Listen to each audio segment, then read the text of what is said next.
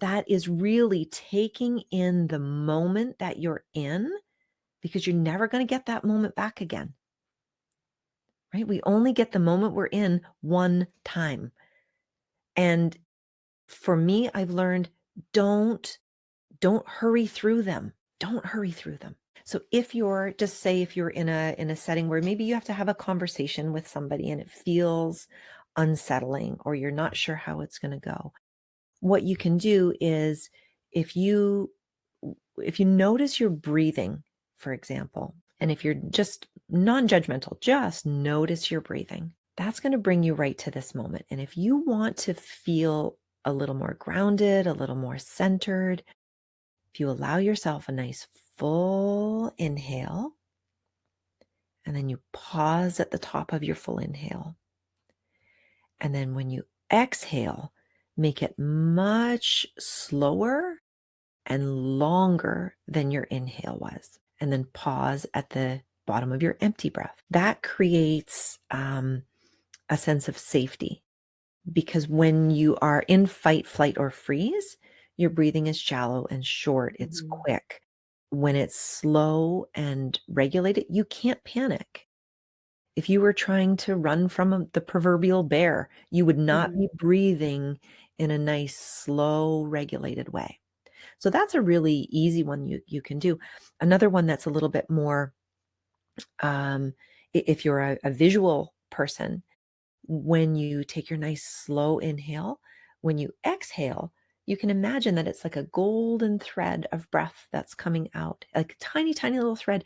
And you can actually hold the end of the thread and you can weave it around and play with it. Mhm. Almost like if you've ever had a sparkler when you were kids, right? Mhm. And you can see the light sort of catching up behind your movement. Let your breath do that. That can also bring you into a really nice state of calm. So those are Mhm. just two, like your breath is with you all the time. Those are two things that you can do pretty much anywhere that you are. Yeah. But it's about, paying attention to what does the sound of the clock sound like in the room? Can you let yourself get wildly curious about that? What do your feet feel like on the floor? And like there's Mhm. so many things you can do, just tiny little things, but it can bring you to the here and now and it just regulates your system to feel safe and right where you are. Mhm. I love it. And I love that metaphor with the sparkle. Yeah. Yeah. What about drawing and coloring? Oh, What's your view? Like, can we talk about that? oh, of course.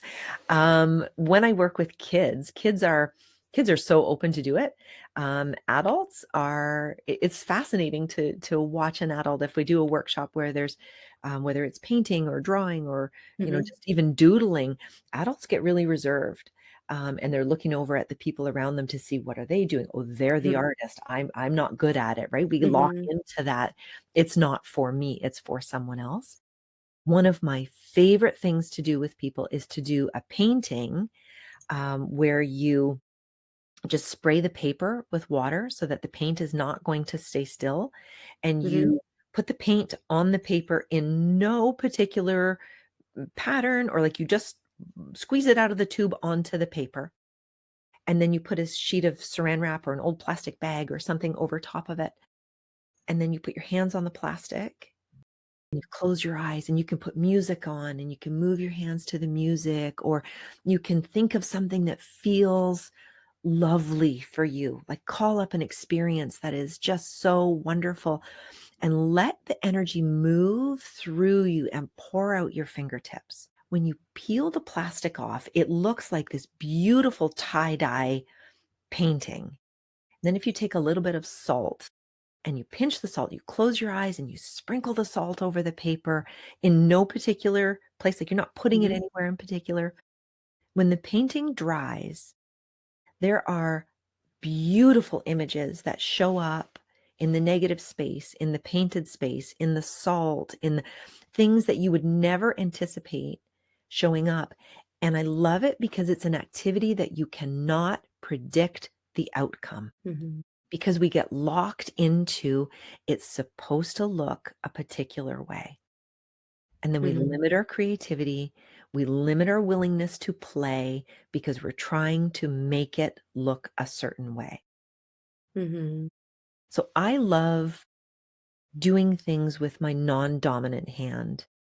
And now that I've been doing it more with my non-dominant hand, they're getting more equal, which Mm. because I'm using it more often.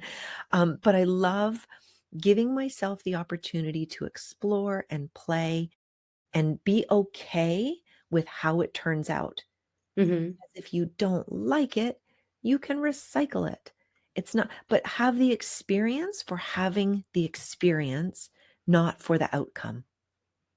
You don't Mm. have to sell it. You don't have to be a paid artist. You don't like, just have the experience. Play for the sake of playing. Mhm. Does I that love answer it. the question? Yeah. Yes, Yeah. yeah, it does. No,